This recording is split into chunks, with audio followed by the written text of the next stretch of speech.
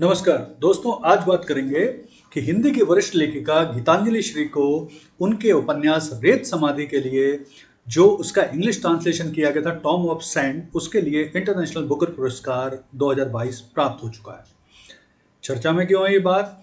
क्योंकि 5 अगस्त 2018 को उनका जो मूल हिंदी उपन्यास था रेत समाधि, उसका प्रकाशन हुआ था। और अभी हाल में ही 27 मई 2022 को एक जो अमेरिकन ट्रांसलेटर हैं, लेखिका हैं डेजी रॉकवेल, उनके द्वारा इस रेत समाधि का ट्रांसलेशन किया था इंग्लिश में, जिसका नाम था टॉम ऑफ सैंड। इसके लिए उन्हें अंतर्राष्ट्रीय बुकर पुरस्कार 2022 प्राप्त हो चुका है। तो देखिए, ये हैं गीतांजलि श्री, ये इनकी मूल पुस्तक है रेत समाधि, और ये इसका ट्रांसलेशन है Tomb of Sand by Daisy Rockwell, और ये इनको ये ट्रॉफी मिली हुई है। तो आगे देखते हैं विस्तार से। देखिए, गीतांजलि श्री मूल रूप से हिंदी की बहुत ही वरिष्ठ लेखिका हैं और बहुत सारे टाइम से वो निरंतर लेखन कार्य कर रही हैं। रेत समाधि मूल रूप से उनका 5वां उपन्यास है। इससे पहले वो ऑलरेडी 4 उपन्यास लिख चुकी हैं, कुछ कहानियां भी लिख चुकी हैं। जो 4 उपन्यास उनके पहले प्रकाशित हो चुके हैं उनमें है माई, हमारा शहर उस बरस, तिरोहित, खाली जगह। ये सब वो पहले भी लिख चुकी हैं। इसके अलावा उन्होंने अनेक कहानियां भी लिखी हैं, जिसमें मूल रूप से कहानी वैराग्य और यहाँ हाथी रहते हैं काफ़ी चर्चित रही है। उनका अपना कुछ जो प्रतिनिधि कहानी का एक संग्रह है वो अलग है।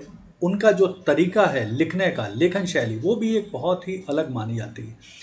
देखिए, ये डेजी रॉकवेल हैं जिन्होंने इस पुस्तक का ट्रांसलेशन किया है इंग्लिश में। ये अमेरिकन राइटर और ट्रांसलेटर हैं। यहाँ एक चीज़ और ध्यान रखिए कि जो गीतांजलि श्री हैं उनके जो पति हैं सुधीर चंद्र, वो भी ऑलरेडी एक इतिहासकार हैं। यानी ये जो पति पत्नी की जोड़ी है ये मूल रूप से साहित्यकार है। गांधी दृष्टि पर उनके पति सुधीर चंद्र का जो काम है वो काफ़ी उल्लेखनीय है, काफ़ी प्रसिद्ध है। और ये दोनों लोग फिलहाल दिल्ली के पास गुड़गांव यानी हरियाणा में रहते हैं। अब हम देखते हैं कि इस जो रेत समाधि है उपन्यास, इसकी विषय वस्तु यानी सब्जेक्ट मैटर मूल रूप से क्या है। तो देखिए, रेत समाधि मूल रूप से डिप्रेशन में जूझ रही एक आम भारतीय स्त्री वो कैसे डिसाइड करती है कि उसे बॉर्डर पार करके पाकिस्तान जाना है, वहाँ उनका एक काम है उसे करना है, और इस प्रक्रिया में कैसे वो अपने डिप्रेशन से निकलती, इसी के आसपास मूल रूप से घूमती। तो थोड़ा सा उपन्यास के बारे में देखते हैं, इसके विषय वस्तु के बारे में। तो इस उपन्यास के केंद्र में 80 साल की एक महिला है जिनके पति की हाल में ही मृत्यु हुई है, और उनकी मृत्यु के बाद ये वृद्ध महिला डिप्रेशन का शिकार हो जाती है। स्थिति ऐसी आती है कि वो अपने कमरे से भी बाहर नहीं निकलती। परिवार कई तरह से कोशिश करता है वो बाहर निकलें, काम करें, लेकिन महिला मूल रूप से एक कमरे में ही कैद रहना चाहती है, वो बुरी तरह से डिप्रेस। फिर क्या होता है, धीरे धीरे परिवार के साथ जो नायिका है, इस वृद्ध नायिका है इस उपन्यास की, उनके रिश्ते की परत दर परत खुलती है। उससे पता चलता है किस तरह से उनके परिवार के साथ संबंध है। अचानक उस वृद्ध नायिका को कुछ पुरानी बात याद आती है, और उन्हें याद आता है कि पाकिस्तान में एक रोजी नाम की महिला है जिन्हें उन्हें कुछ सामान देना है। तो फिर ये सामान देने की जो उनकी पाकिस्तान की यात्रा है, वही मूल रूप से इस उपन्यास की विषय वस्तु है। रिश्तों के ताने बाने में बुना ये उपन्यास कई मुद्दों पर कटाक्ष करता है, उम्मीद जगाता है, भारत पाकिस्तान दोनों के समाज को दिखाता है, दोनों की राजनीति को दिखाता है, सांप्रदायिकता को दिखाता है, प्रेम, पार्टीशन, यानी बहुत सारी चीज़ों को इस उपन्यास में पिरोया गया है, बहुत अच्छे ढंग से इसे बताया गया है। तो ये मूल रूप से इसकी विषय वस्तु है। अब देखते हैं, तो थोड़ा सा इस उपन्यास को लेके चर्चा भी शुरू हुई है, थोड़ा सा विवाद भी शुरू हुआ है। विवाद और चर्चा इस संदर्भ में है कि रेत समाधि उपन्यास मूल रूप से हिंदी में लिखा गया है, जबकि जो इसे बुकर पुरस्कार 2022 मिला है वो मिला है टूम ऑफ सैंड के अंग्रेजी अनुवाद को, जो कि डेजी रॉकवेल ने किया।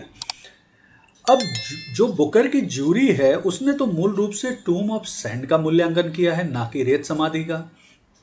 अब हम इसे कैसे समझें कि ये हिंदी के उपन्यास की जीत है या इंग्लिश की? हिंदी को आगे बढ़ाया जा रहा है या इंग्लिश को? हमें हिंदी के सम्मान में खुश होना चाहिए या इंग्लिश ही मूल इसके मूल में है? पुरस्कार के लिए ज़्यादा धन्यवाद का पात्र कौन है, मूल लेखिका या अनुवादक करने वाली लेखिका? मूल लेखिका और जो अनुवादन करने वाली लेखिका, क्या ये दोनों बराबर हैं? तो इस तरह के कई प्रश्न इस बुकर पुरस्कार के पश्चात उठते हैं। लेकिन ऐसा मेरा मानना है कि अगर गीतांजलि श्री इस पुस्तक को ही नहीं लिखती तो इसका ट्रांसलेशन कैसे होता? दूसरा, जो ट्रांसलेशन हुआ है वो भी मूल भावना का हुआ है, इस पुस्तक का ही हुआ है। यानी कुल मिला के भले ही ये मूल रूप से हिंदी में लिखा गया हो, लेकिन जो ट्रांसलेशन इंग्लिश में भी किया गया है वो मूल हिंदी भावना को ही दर्शाते हुए किया गया है। तो निश्चित है आने वाले समय में इसमें काफ़ी चर्चा विवाद वगैरह होगा, तो वो तो एक अलग पार्ट है, उसको हम देखेंगे। लेकिन अभी आप जैसा देख रहे हैं कि साउथ की बहुत सारी फिल्मों का भी ट्रांसलेशन इंग्लिश में हिंदी में होता है और वो सफल होती हैं, कई भाषाओं में होता है, वो सफल होती हैं। तो मुझे लगता है हमें ध्यान इस बात पर रखना चाहिए कि वो कितनी बढ़िया उपन्यास, फिल्म या ये बनाई गई है जिसकी वजह से वो चर्चा में। धन्यवाद।